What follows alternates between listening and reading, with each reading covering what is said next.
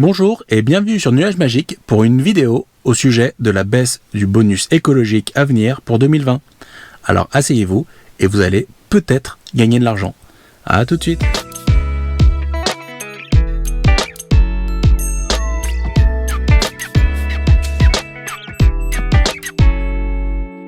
Alors quand j'ai voulu faire cette vidéo, au début je voulais mettre un type du genre Black Friday chez Tesla, profiter d'un bon plan à 3000 ou 6000 euros de moins pour votre Tesla, sur le ton de l'humour, mais je me suis dit que certains vont y voir un petit tracoleur, donc je vais le faire un peu différemment. Il faut savoir que le bonus écologique a déjà failli changer en fin d'année dernière, en fin d'année 2018. À l'époque, il avait déjà été question de le supprimer pour les véhicules à partir d'un certain montant. Donc c'était une genre de taxe anti-Tesla. En tout cas, c'est comme ça que moi je le voyais. Et il se trouve qu'il y a eu un amendement qui l'a corrigé, tout ça, et qui a supprimé cette baisse. Et donc du coup, c'est revenu sur le devant de la scène, et dans toute la presse spécialisée, dans toute la presse automobile, on parle maintenant de cette baisse du bonus écologique à venir pour 2020.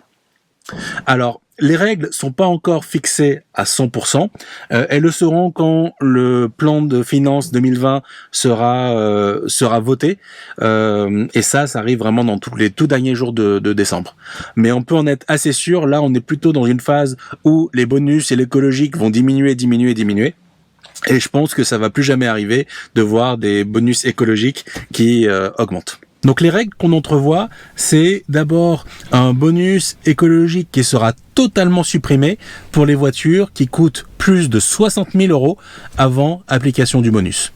Donc typiquement, une Tesla Model 3 performance avec conduite entièrement autonome va coûter plus de 60 000 euros avant bonus, et donc elle n'aura plus du tout droit au bonus écologique.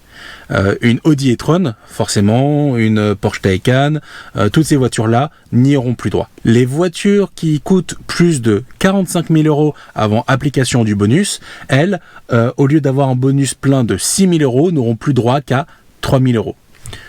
Typiquement, ce serait valable pour des véhicules comme des Kia e-Niro dans les finitions les plus élevées, peut-être Kona aussi. Il me semble que pour la DS3 Crossback e-Tense dans la version, je sais pas si c'est la première qu'il l'appelle, vous n'aurez pas droit au meilleur bonus. En revanche, pour les véhicules qui vont coûter moins de 45 000 euros avant application du bonus, là, pas de souci, vous conservez le bonus de 6 000 euros, donc vous êtes dans les conditions qu'on a aujourd'hui. Donc voilà ce qui se joue, mais il y a une deuxième chose qui se joue, c'est le fait que le bonus écologique soit divisé par 2 pour les entreprises.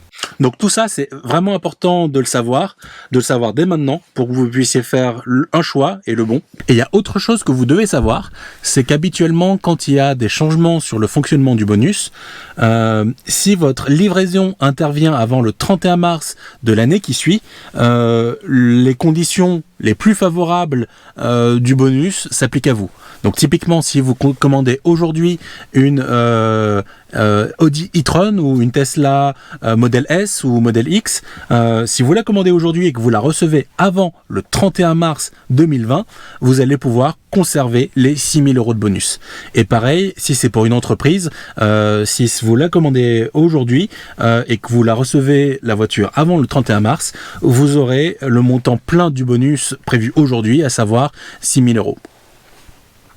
Typiquement, si vous allez faire un essai, et je l'ai fait quand j'ai fait mes essais i208 et DS3 Crossback, quand vous faites les simulations donc d'achat ou de location longue durée, vous voyez que si le véhicule est classé comme étant livrable avant le 31 mars, il n'y a pas de problème, ils vous appliqueront bien chez Peugeot le bonus de 6 000 euros pour une 208, mais par contre, si le véhicule est livrable après le 31 mars, ils ne prendront pas de risque et ils vous diront tout de suite, attention, le bonus, il ne sera pas de 6 000, mais 3 000 euros. Et donc du coup, vos loyers augmenteront. Donc ça, c'est l'expérience que j'ai fait quand je me suis intéressé au cas de ma voiture de fonction qui serait prise par mon entreprise. Et je trouvais que c'était important de partager toutes ces infos-là avec vous pour que vous puissiez prendre les bonnes décisions. Après, ça ne veut pas forcément dire vous hâter et faire n'importe quel achat, parce que ça, c'est potentiellement aussi perdre de l'argent en achetant une voiture qui vous convient pas.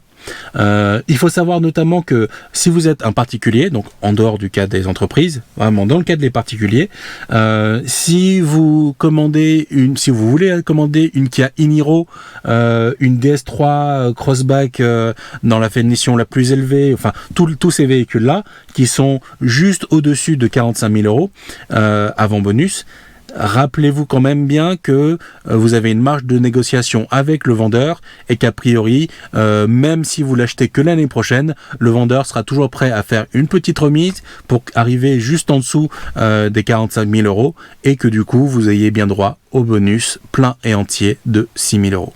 Donc si vous êtes dans ces cas de figure-là, ne vous hâtez pas, prenez votre temps, il n'y a pas de problème.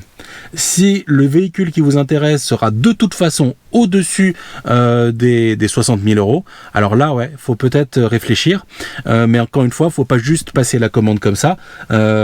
Si l'acompte que vous passez à la commande n'est pas remboursable, posez-vous bien la question de où vous allez charger la voiture. Est-ce que vous aurez des bornes de recharge? Typiquement, si vous prenez une Tesla, est-ce que vous aurez bien des superchargeurs sur vos parcours que vous faites le plus souvent? Donc prenez bien en compte tout ça avant de commander votre voiture. Je vous ai fait une rubrique qui s'appelle les pièges de l'électrique.